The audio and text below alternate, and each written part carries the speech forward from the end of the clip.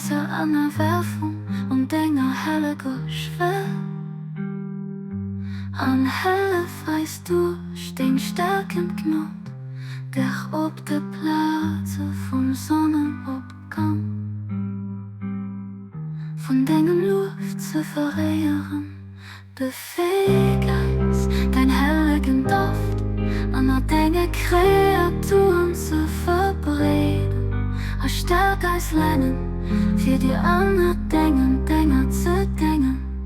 Es soll das mir alt Nationen zu denken Christen und Feiern an all Völker. Und du vom herrlichen Ozean, von deiner Einheit leden kann. O Herr, erlöse es von der Bindung von der Welt an ihre Werke, von den Überschreitungen aus der Vergangenheit vom Leid, das nachkennt.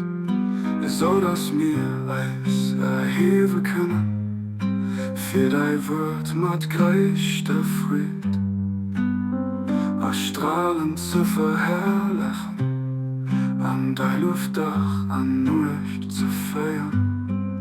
Es soll das mir jeder Mensch ob der Weg von der Verehrung rufen, sie zu Gerechtigkeit und für deren, an das mit Verse von deiner Einheit, überall an deiner Schöpfung sagen können.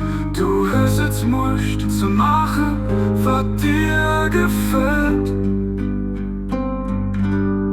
Du bist Wirklichkeit, den Allmächtigen, der Stärkste.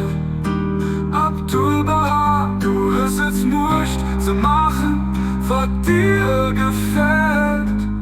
Du bist Wirklichkeit, den Allmächtigen, der Stärkste. Abdul Baha.